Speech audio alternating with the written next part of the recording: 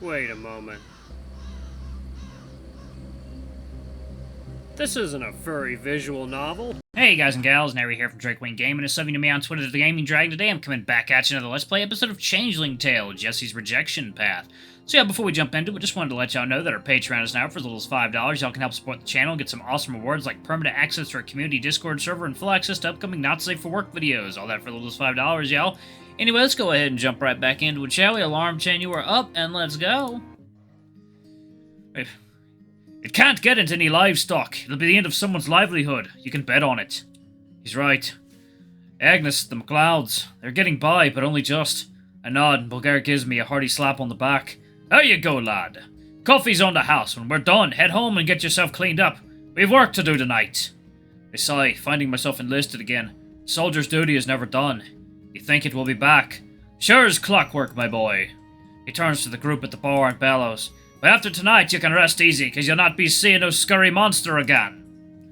The locals laugh and wave him off, and Bulgaria chuckles. A fine thank you indeed. He turns to leave, but a voice at the door stops him. And what's all this about a monster I'm hearing? The laughter dies out as Alana walks into the room, carrying an air of royalty about her.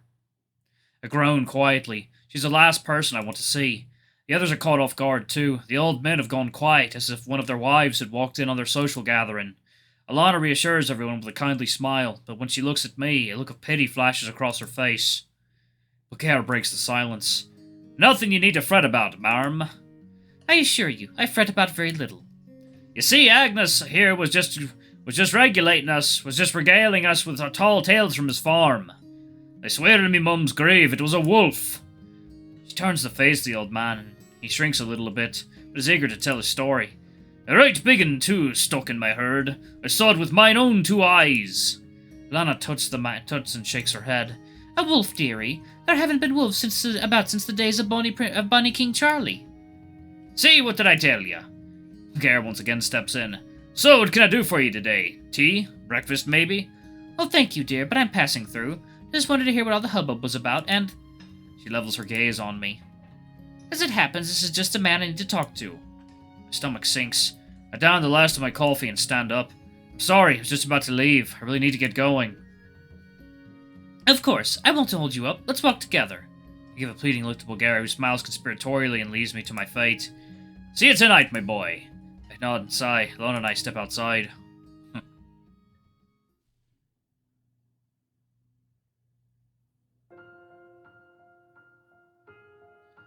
We're well out of the other's earshot when we next speak. You're looking for her. I don't want to talk to you. Malcolm, please, you won't find her. I stop in my tracks. You don't know where she is. You're a mad bat. Stay away from me. Stay away from any of us. You need to listen to me, Malcolm. This is what I warned you about. She's pleading now. I turn away. If you shoot that wolf, you'll be killing someone you care about very deeply. My heart stops. The blood drains from my head. I feel faint. Maybe it was my worst fear, the thing I was trying to avoid the most right now. Was Alana always right? Is she telling me the truth? What on earth does she know that I don't? You're out of your mind. That may be true, but your love is the wolf, Malcolm. Of this I have no doubt. Every fiber of my being wants me not to believe her. How? How can that be? I see I finally have your attention. You've been speaking in riddles. I need the truth. Real, honest answers. I told you to stay away. I warned you. And you never heeded my advice. You never told me why. You should have trusted me. Exasperated, I throw my hands up in the air. Just speak to me, clearly. Alana hesitates, but only for a moment. Those girls are not like you. Jessie has become the wolf. She has embraced her new form, her new body. A werewolf. Call it what you will. Madness. Deeper down the rabbit hole I go. Why last night, of all nights? So you believe me now? My mind is still reeling from Jessie being gone, and now Alana's invoking the supernatural. I shake my head. I'm tired of playing these games. Does it matter if I believe you? No, I suppose not. Not anymore. My mind returns to the only questions that matter. Is Jessie safe? Will I see her again? Jessie is living out her free will. She'll make her way back, perhaps to you, perhaps not. Can you bring her back? Me? No. But she can be lured and trapped. Is that how you want to woo your beloved? Stop being cavalier, Alana. I want to help her. Who decided she needs help? You? Jessie needs to be free. free to decide her own actions. I don't want to change her. I just want to know she is safe. Second, y'all. Water time.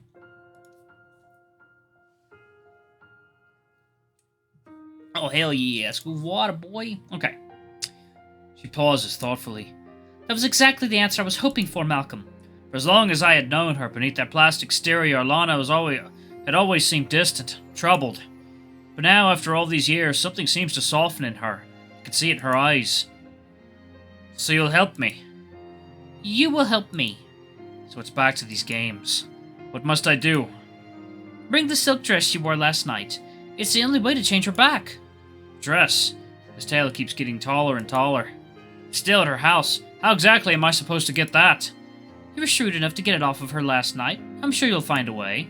Cheeky. Fine. And where do I bring it? When the time is right, you will know. Before I can protest her last riddle, she departs from the road and begins to walk into the moor. Oh, and Malcolm, don't let her sisters know any of what I've told you. I laugh mirthlessly, as if they believed me if I did. They believed me if they did. And something clicks. A great worry overtakes me, and I call after Alana. Why? Are her sisters at risk? At least tell me if they're safe. She calls back. Yes, they are safe. For now. Cryptic as ever, and hardly a reassurance. I chide myself. What did I expect? Come on, girl, let's get you back home. I won't make you join this in this fool's errand. It's clear my mare thinks me the fool, all right. This time I wonder if she might be right.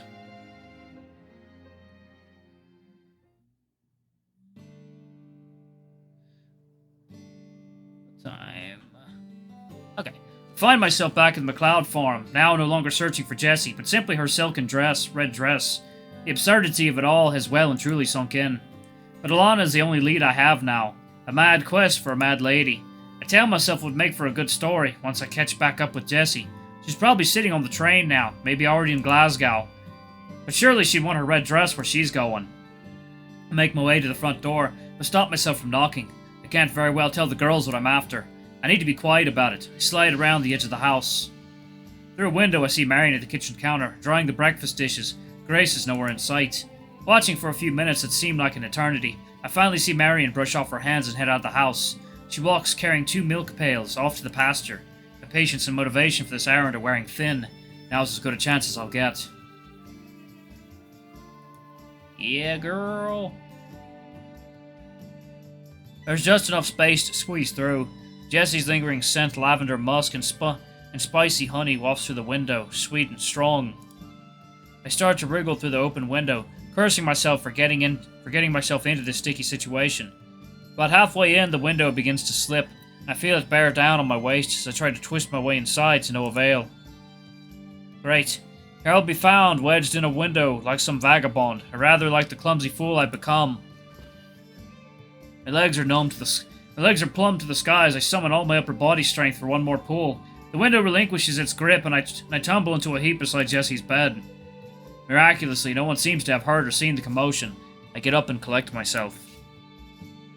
There's the dress, puddled on the floor like a bloodstain, just where it fell last night. A night that now seems like ages ago. 1 second, y'all. It is water time.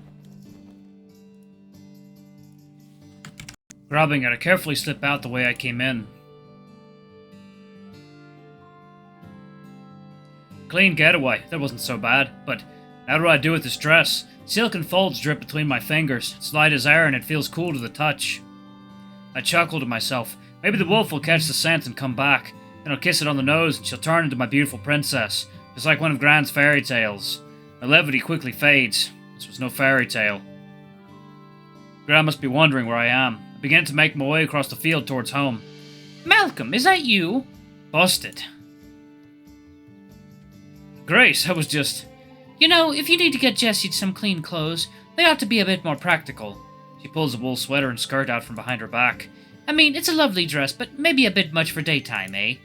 Her blush extends from ear to ear. Thank you, Grace. I appreciate it. Jessie will, too. Malcolm, she's a grand lass. Be good with her. I assure you I will. And send her home for supper. We miss her when she disappears for the night. That I can do. Guess the cat's out of the bag now. I only hope I can make good on that promise. I walk home, relieved, red-faced, and with arms full of Jessie's wardrobe.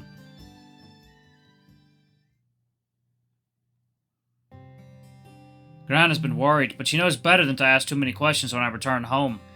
I'm thankful. It saves me the trouble of having to sort out what to tell her. I put Jessie's clothes into a satchel and, again, it sinks in just how lost I am. I could try to go find Alana, but her whereabouts are as much a mystery to me as Jessie's. Not knowing what more I can do for her now, I set myself back to working on the farm. Routine helps. Today even begins to resemble a normal day. It's peaceful outside, belying that anything is amiss. The sun lazily ducks in and out of the cloud cover as it makes its way across the sky. Pretty. Very pretty.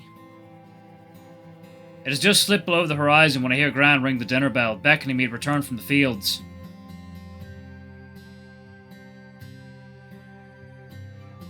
With our bellies full of sweetbread and potatoes, we rest our bones in front of the fire while Gran recounts her visit to church this morning. Marion had taken her, and I feel a pang of guilt for not being there to do so myself. That said, the sermon is one I believe would have been lost on me. Gran describes the pastor's depiction of a victorious crusade, and the blessed boys who returned home in one piece. It sounds very poignant. In some fashion it was, but none other than the men who served know the meaning of war and loss, and what survival and strength truly mean. She breathes deeply and offers a smile that only thinly disguises the concern beneath. She senses that the tumult of recent years has impacted me greatly. If only she knew the ups and downs with which it had been punctuated these last few days. A hero's welcome, an evening of bliss, now Jessie missing amid Rad's rumors of mystic wolves. I'm swimming in confusion, it must show, but I can't bear to see her fretting over troubles not her own. Gran, the strength of a soldier is matched entirely by your own strength, I assure you. Don't worry about me. I'm readjusting well enough. I'm happy to be home. And as I say it, I don't know if I believe it, but I want to. Gran gives me a sly grin. If you're to miss church again, Malcolm, please leave me a note on your pillow, lest I worry, or lest your name be added to the whist club's next round of gossip. She winks, and I assure her that it is a task with which I can comply. Satisfied, Gran gets up to tackle the dishes left dirty by our meal. I stop to consider if Gran's gossip circle might have more shock over her grandson spending the night with a woman, or finding out that that woman might now have a tail. Which reminds me, you'll never believe what nonsense had the ladies in a fuss today. Word has it that a wolf is on the loose. Can you believe it? It's possible. I've heard stranger. Aye, and you know I'm not one to discount stranger things, but a wolf, Agnes, that old codger, he has quite the imagination. Just you wait, next week it'll be an elephant. Better keep a close eye on the flock then, lest they get trampled underfoot. That is, if the wolf doesn't get them first. We share a good laugh, which is abruptly interrupted by a knock at the door. Look, you know, water time.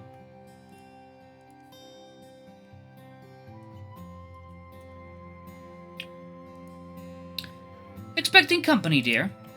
Finally, the relief must show on my face. Yes, just wrapping up some business from in town today. Shan't be long. I shoulder the satchel of clothes to give to Alana, and pray this wild goose chase ends with Jessie home, safe and sound. This is not Alana.